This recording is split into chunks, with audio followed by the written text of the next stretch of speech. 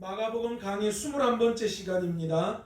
여러분은 세상의 빛이십니까? 라는 제목의 말씀을 가지고 함께 은혜 받기를 원합니다. 요즘 핫한 키워드 여러분 보시면 차별금지법, 동성애, 성범죄자 이런 것 단어들이 많이 검색이 되죠. 이런 단어를 들을 때마다 목회자인 저로서는 참 가슴 아프고 마음이 그렇게 편하지 않습니다. 세상이 왜 이렇게 자꾸만 성적으로 타락해 가는가라는 그런 생각을 가질 수밖에 없습니다. 그런데요, 오늘 새벽에 말씀을 전하면서 왜 세상은 자꾸만 성적으로 타락해 갈 수밖에 없는지 그 이유를 말씀을 통하여서 깨달을 수 있었습니다. 성경은 그것을 두 가지로 정의 내리고 있더라고요. 첫 번째는 인간의 욕심과 욕망 때문에 나타나는 것이 바로 성적 타락이다, 그렇게 말씀하고 있더라고요. 인간이 가지고 있는 욕심과 욕망의 끝은 늘 뭐예요? 성적인 타락과 연결되어져 있습니다. 여러분 가만히 보세요. 주위의 많은 사람들을 찾아보면 권력 있는 자, 돈을 가진 사람들, 이 모든 사람들이 마지막 종국에 무엇을 선택하느냐? 성적으로 타락을 선택하게 되더라라는 겁니다. 우리 주위에 이런 것들 참 많이 보잖아요.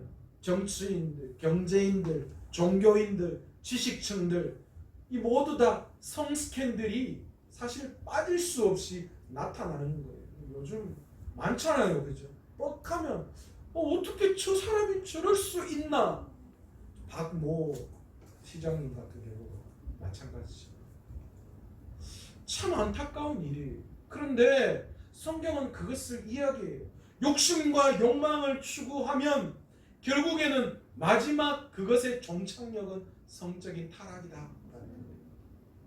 또 한 가지 성적으로 타락하는 이유를 성경은 말하고 있습니다. 그게 바로 하나님을 하나님의 자리에서 완전히 몰아낼 때에 나타나는 현상이 성적인 타락이다 라고 말씀하고 있습니다. 여러분, 구약의 우상 숭배가 뭐라고 말씀드렸습니까? 구약의 우상 숭배는 오늘날 우리가 절에 가거나 아니면 어떤 신주단지 모셔놓고 하는 그런 것을 이 우상 숭배라고 이야기하지 않았습니다. 구약에서의 우상 숭배는 우상에게 가지고 갈 재물을 챙겨다가 그것을 뭐예요? 우상에게 드리고 그 우상 신전에 있는 성적인 창기들과 함께 문란한 성적 관계를 맺는 거, 그게 뭡니까? 우상 숭배하는 거였어요. 다시 말해서 하나님이 빠져나가고 그 자리에 우상이 들어오고 일어나는 것이 성적인 타락이더라고요. 오늘날 여전히 그 현상들이 일어나고 있다는 것입니다. 여러분, 로마서 1장 25절에 보시면 그들이 하나님의 진리를 거짓으로 바꾸어 피조물을 조물주보다도 더 경배하여 섬김이라 그렇게 표현하고 있어요. 피조물을 조물주보다 더 섬길 때에 나타나는 현상이 성적인 타락이라고. 26절에는 이렇게 이야기합니다. 이 때문에 하나님께서 그들을 부끄러운 욕심에 내어버려 두셨으니, 그러니까 성적으로 타락한, 하나님의 진리를 거짓으로 바꾸어서 피조물을 조물주보다 더 경배하는 바로 그들을 하나님은 내어버려 뒀다라는 거예요. 네 마음대로 한번 해봐라. 그렇게 하니까 무슨 일이 일어났느냐? 26절 이후에 보면 그들의 여자들은 순리대로 쓸 것을 바꾸어 영리로 쓰며 그와 같이 남자들도 순리대로 여자 쓰기를 버리고 서로 향하여 음욕이 부릴 듯하며 남자와 더불어 부끄러운 일을 행하여. 지금 뭐라고 이야기하는 거예요? 네 마음대로 한번 해봐라고 하나님이 놔뒀더니만 어떤 일이 일어났다라는 거예요? 시극끼리 난리 구슬치기더라는 거예요. 어떻게 해요? 성적으로. 놀랍지 않습니까? 지금 현 세상에 일어나는 성적인 타락이 하나님을 하나님의 자리에서 완전히 몰아냈기 때문에 이런 일들이 우리에게 일어난 것이다 라는 거예요. 간통이 죄가 아닌 세상, 유아 성착취물이 전 세계에서 최고로 만들어지는 그런 불명예스러운 일이 얼마 전에 일어났던 그런 세상, 동성애, 심지어 수간이라는 말도 안 되는 이런 것들이 용인되어지는 이 시대가 바로 우리가 살고 있는 시대입니다. 점점 사회는 성적 타락에 대해서 무감각해지고 있어요.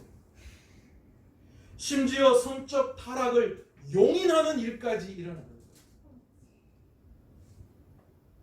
제가 어느 프로에서 이런 여배우들이 하는 대화를 들었는데, 아니 금방 썩어져 없어질 육체 이 땅에서 즐기면서 살자, 그런 대화를 나누는데 깜짝 놀랐어요.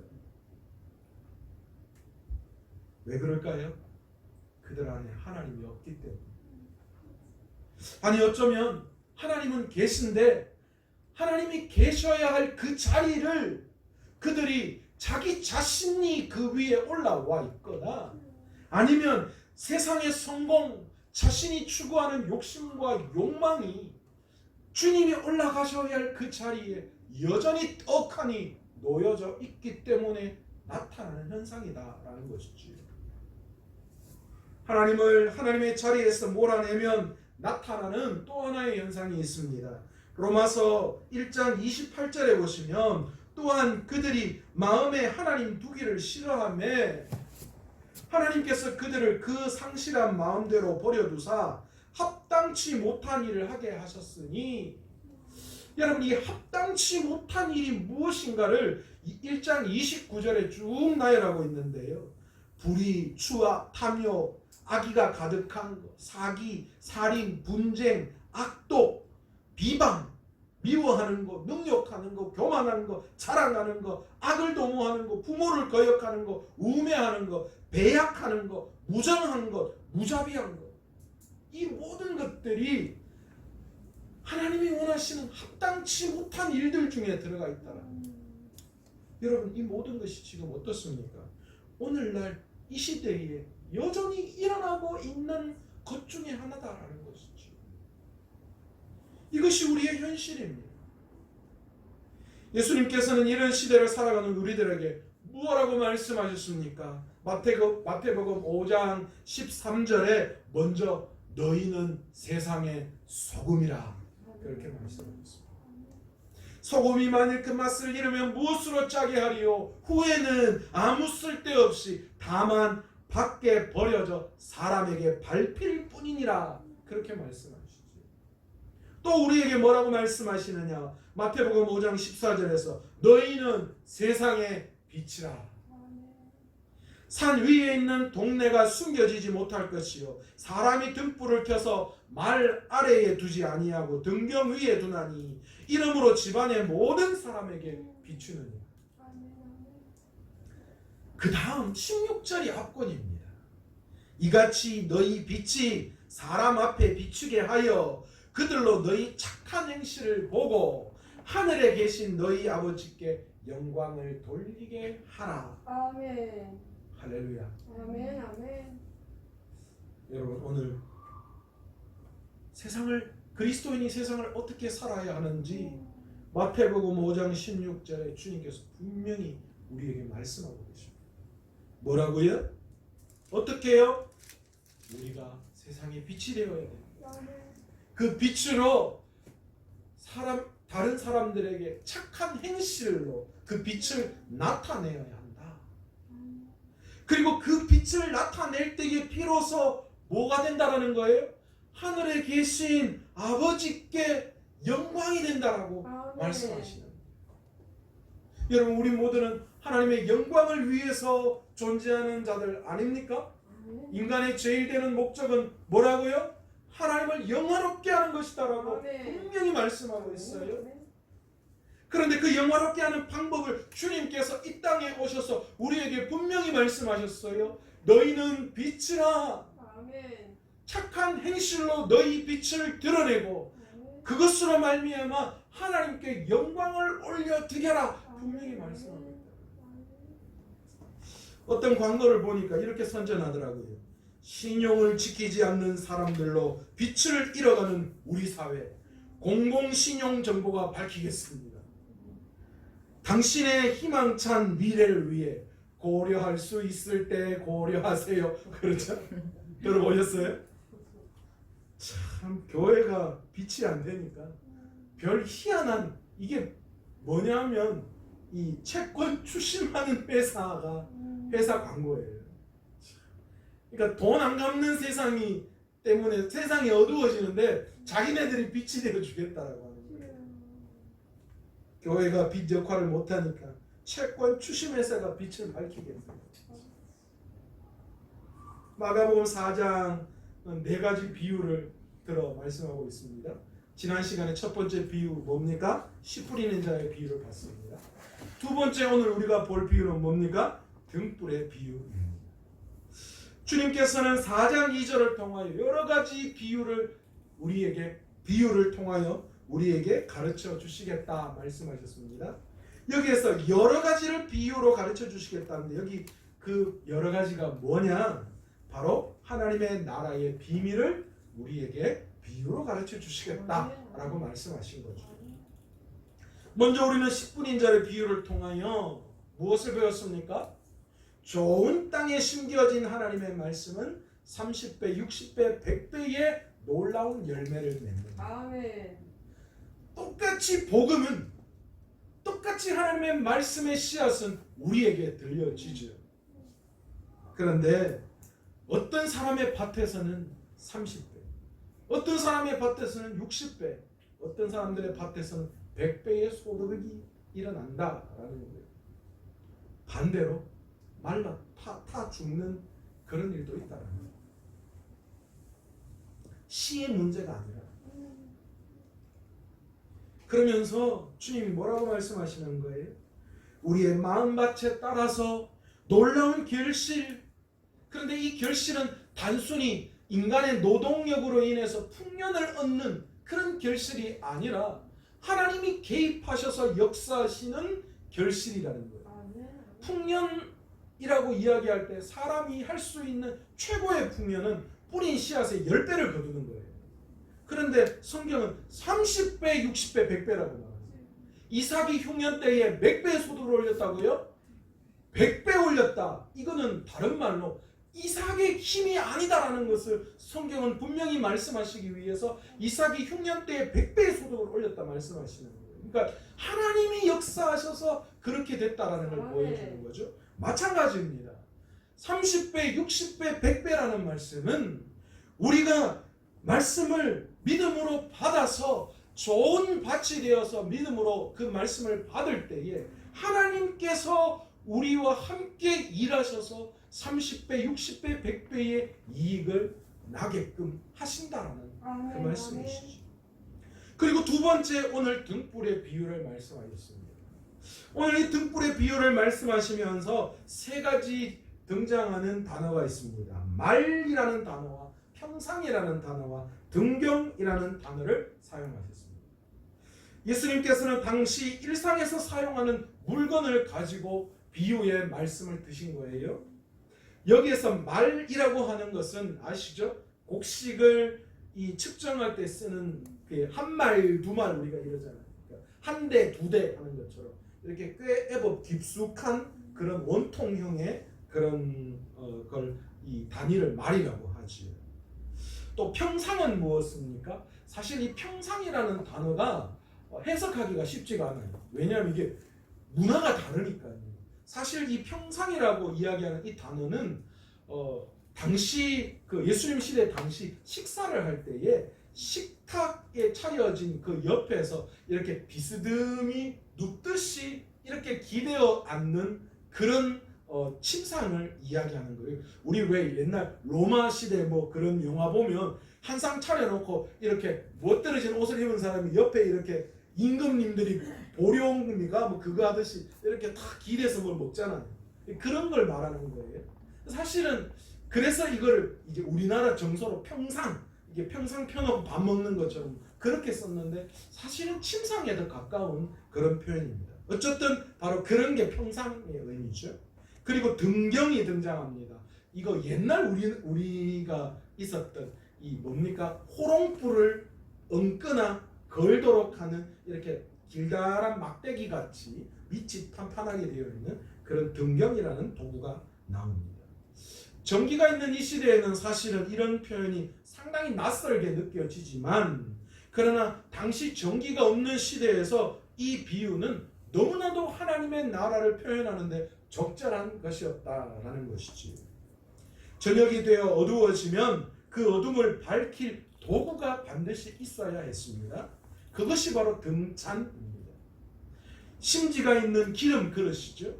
그래서 이것을 등잔을 등경 위에다가 올려놓습니다. 그러면 그 주위가 환하게 밝아지는 것이죠. 예수님께서는 이 비유를 통하여 무엇을 말씀하시기를 원하느냐? 이 등불의 비유를 통하여서 하나님의 나라가 드러나 있는 동시에 감추어져 있는 것이다라는 것을 말씀하시고 싶었던 거예요. 등불의 비유는 이미 임한 동시에 아직 임하지 않은 하나님의 나라의 다면성을 나타내는 비유입니다. 등불을 켜놓고 통 안이나 침대 아래에 감추어 놓은 사람은 없습니다. 그럴 것 같으면 아예 등불을 꺼버리는 게 낫죠. 하나님의 나라는 예수 그리스도를 통하여서 이미 우리에게 임했습니다. 그 나라는 눈에 보이는 이 세상의 삶이 전부라고 생각하는 사람들에게는 보이지 않는 불이에요. 그러나 그 나라의 주인이 주님이시라는 것을 믿는 우리들에게는 어떻습니까? 그 등불을 켜서 환하게 밝혀주는 그런 역할을 한다라는 것이죠. 주인이 우리의 인생의 주인인 분들은 등불을 켜서 결코 감추지 않아요. 감춘다고 감춰지지 않는 거예요. 여러분, 어둠 속에서 빛을 어떻게 감추겠어요? 이 평범한 이야기 속에 하나님 나라의 비밀을 발견해 냅니다. 하나님 나라는 사람의 눈에 보이지 않지만 종말을 향하여 완성되어져 갑니다. 그래서 우리는 이 하나님의 나라를 천국이라고만 이야기하지 않고 하나님의 나라다라고 이야기합니다. 천국은 죽어서 가는 나라입니다. 그러나 하나님의 나라는 이미 우리에서부터 시작되었고 그리고 앞으로 이루어질 나라다라는 것이죠. 이미 이 땅에서도 이루어졌고 또한 점점 종말을 향해 나아가는 것이 나라가 하나님의 나라입니다. 그러기에 우리 믿는 성도들은 오늘 이 시간에도 하나님의 나라를 이미 소유한 자들이며 또한 하나님의 나라를 살아가는 사람들입니다. 그리고 앞으로 종말을 향해 하나님의 나라를 완성해 나아가는 그런 저희들입니다. 예수님께서는 이 세상에 하나님 나라의 복음을 전포하기 위해서 이 땅에 오셨죠. 예수님 자신과 그분의 가르침 자체가 어쩌면 이 세상에 뭐였습니까? 빛이셨습니다. 어두운 밤에 사람이 등불을 방 안으로 가져오는 것은 등불로 방 안을 환하게 비추기 위해서입니다. 이 세상은 죄로 말미암아 완전히 어두워졌어요. 예수님께서는 복음의 빛으로 이 어두운 세상을 환하게 밝히시기를 원하셨습니다. 그러기에 어두운 세상을 밝혀야 할 복음이 감추어지거나 숨겨져서는 안 되는 것입니다. 예수 그리스도에 의해 선포된 하나님의 복음은 왕성하게 열방을 향해 전파되어져야지만 합니다. 그러기에 하나님의 나라를 전할 사명이 있는 교회와 성도들은 그리스도의 복음을 말 아래에나 평상 아래에 두는 게으름이 있어서는 안 되는 것이죠. 지금 한국 교회에 진실하게 필요한 게 바로 이 복음의 빛인 것 같아요. 이 복음의 빛으로 이 어두움을 환하게 비춰야 할 때입니다. 아멘.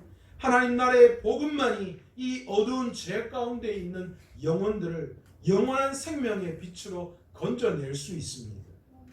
복음을 부끄러워하지 말고 자랑해야 할 이유가 여기에 있는 거예요. 우리는 이미 다 구원받았잖아요. 아멘.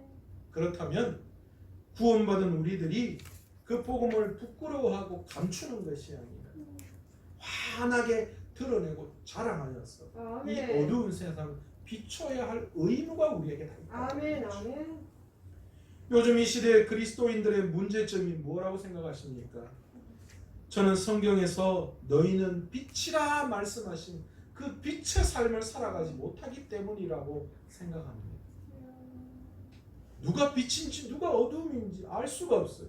같이 섞여 있으면 똑같이 침침하게, 빛은 어둠 속에서 결코 침침하지 않습니다. 그 어떤 빛이라도 작은 빛 하나만 있으면 얼마나 그 어둠이 환하게 밝혀지는지 모릅니다. 어떤 멀리 거리에 있을지라도 작은 빛 하나는 반드시 우리의 눈에 들어오게 되어져 있다는 거죠. 우리는 복음의 씨앗이 심겨진 빛들입니다. 아멘. 빛은 어둠을 밝히는 역할을 합니다. 그런데 요즘 우리 그리스도인은 빛인지 어두움인지 도대체 분간이 안 가요. 여러분, 오늘 이 시간 세상을 바꾸어 놓을 힘은요, 세상의 권세와 능력 이런 거 아니에요. 예전에 과거에 어떤 목사님들이 고지론 저지론 이야기가 많았어요. 높은 위치에 올라가서 그리스도인들이 영향력을 줘야 한다. 아니다. 주님이 낮고 낮은 천한 자리에 오셨듯이 그리스도인들은 낮고 낮은 자리에 가서 그들을 섬겨야 한다. 그런 말씀하셨어요. 여러분 어떻게 생각하십니까? 여러분, 고지론 저지론 이게 중요한 게 아니에요. 우리가 어느 곳에 있을지라도 그리스도인다운 빛의 모양이 드러나야 하는 거예요. 아멘. 그 어둠을 밝힐 수 있는 모습이 드러나야죠. 아멘. 여러분, 거룩이 무엇입니까? 하나님이 원하시는 거룩이 뭐예요? 내가 거룩하니 너희도 거룩하라 말씀하셨습니다. 아멘. 하나님은 어디 계셔도 그분이 다른 세상 만물과 섞이지 않는 분이에요. 독보적으로 빛나시는 분이죠. 그래서 구약에는 하나님을 볼 수가 없었어요. 빛이시니까. 그런데 오늘날 그 거룩을 닮아야 할 우리들은 어떻습니까? 하나님이 원하시는 그리스도인들은 거룩이에요. 거룩은 뭡니까? 구별입니다. 세상과 달라야 한다라는 거죠. 세상은 세상의 어두움이라면 우리는 말씀으로 빛의 자녀된 사람들입니다. 아멘. 그렇다면 우리가 그 빛의 역할을 감당해야 하는 것이고 세상은 그것으로 밝혀야 하는 거예요. 그 빛으로 이 어두운 세상을 밝히고 이 세상을 변화시켜야 하는 거예요. 실력과 능력 이런 게 아니라는 거예요. 성경은 에베소서 5장 8절에 뭐라고 이야기하느냐? 너희가 전에는 어두움이더니 이제는 주 안에서 빛이라 빛의 자녀들처럼 행동하라. 아멘. 우리 스스로가 타고날 때부터 빛이 아니었어요. 우리 주님이 우리에게 빛을 허락해 주셨고요. 그렇기 때문에 이제는 어둠이 아니라 빛이니까 빛의 자녀들처럼 행동해야 한다라는 거예요. 아멘. 아멘. 여전히 어둠 속을 헤매고 다니는 것이 아니라 이 빛은 숨겨둘 수가 없어요. 이 빛은 말 아래에 평상 아래에 둔다고 숨겨지지 않는다는 거예요. 우리가 진짜 주님으로 말미암아 빛이라고 말씀 들었다면 그 빛은 어떤 상황 속에서도 드러나게 되어 있다는 거죠. 그래서 마태복음 5장 14절에 너희는 세상의 빛이라 말씀하십니다. 아멘. 누구든지 자신이 성도임을 확신하거든 이 세상을 위한 중요한 책임이 있음을 우리가 알아야 돼요. 아멘. 내가 그리스도인이다라고 한다면 우리의 삶 속에 그 빛이 어떤 방향으로든 드러나야 한다라는 거예요. 세상은 어두움의 세력이 지배하고 있습니다. 그래서 수많은 사람들이 길을 찾아 헤매고 있는데 길을 찾지 못해요. 그러기 만약에 이 어두운 세상을 헤매고 있는 사람들을 인도할 사람들은 누구입니까? 주님의 복음으로 빛이 된 우리들이 그 사람들의 어두움을 비춰줘야 한다. 아멘. 무엇으로요? 선한 행실을 통해서 그것을 밝혀내야 합니다. 여러분, 사람들 요즘 실력으로 감동하지 않습니다. 돈, 힘으로 감동하지 않습니다. 그 앞에서는 머리 조아리고 굽신거릴지 몰라도 돌아서서는 요즘은 대통령도 욕하는 시대예요. 뭐 돈 많은 사람들도 다 욕하는 시대예요. 옛날하고 달라요. 무엇으로 그들을 변화시키고 회개시킬 수 있는 거예요? 빛으로 오신 주님이 우리에게 주신 그 빛, 그 선한 행실로 우리가 세상을 변화시킵니다. 아멘. 사람들은 그 선한 빛 되시는 그 주님의 능력, 그 우리의 삶에서 나타나는 그 선한 사랑의 행실을 통하여 감동받는 거예요. 오늘도 믿음으로 말씀에 빛으로 오신 예수 그리스도의 능력으로 세상을 밝힐 수 있는 저와 여러분 되시기를 간절히 축원합니다. 제가 그 사업자가 우리 사업자가 제 이름으로 되어 있으니까요. 이 건물하고 이런 것들이 다 제 개인 재산이에요. 그래서 자녀 장려금을 받아야 되는데 자녀 장려금 혜택이 안 된대요. 제가 돈이 많다고요. 내 돈 없다고 세무서에 좀 돈 없는데 왜 그러냐니까 이 건물도 그렇고 교회 사택도 그렇고 다 제가 소유하고 있는 재산으로 잡혔다고 하더라고요. 그래서 이제 증명서를 이제 내라고 그러더라고요. 그래서 제가 이렇게 전화를 해서 세무서에 이렇게 전화를 했는데 제 담당자분하고 통화를 했는데 이 담당자분이 얼마나 딱딱하고 권위적인지요. 뭐 통화를 하는데 기분이 엄청 상하더라고요. 근데 우리 아내가 먼저 전화를 했대요. 그런데 얘한테 힌트를 주더라고요. 여보, 이 사람 되게 딱딱하고 그렇다고. 저도 전화 통화를 딱 하고 나니까 정말 그렇더라고요. 기분이 엄청 상하더라고요. 그럼 뭐 서류 내보시든지 뭘 내야 됩니까? 뭐 준비하는 대로 한번 내보세요 이러는 거예요. 아니 뭘 내야 되는지를 알아야지 하지. 내가 그걸 준비한다고 뭘 준비해야 되는지도 모르는데 제가 뭐 세무 전문가도 아니고 끊고나니까 기분이 얼마나 상하는지요. 제가 이런 이야기를 아내하고 했더니만 당신 말이 맞다고 기분 엄청 상하더라고 그랬더니만 옆에 있던 우리 아들이 그러더라고. 아빠 신고해버려요. 그래서 잘라버리라고 해요. 제가 내가 잘못했구나 그 생각이. 그래서 제 아들한테 그랬어요. 여준아, 그분도 누군가의 가장이고 아빠이고 그런데 만약에 그렇게 해서 그분이 잘려나가면 그 사람 어떻게 돼? 그 가족들은 어떻게 돼? 그건 좋은 거 아니야. 여러분 우리 그렇지 않습니까? 우리 억울할 때 있어요. 왜 이 믿는 사람만 타겟시켜가지고 막 이러냐 그런 마음 들 때도 있고요. 불평등하고 때로는 억울한 마음이 들 때 너무 많아요.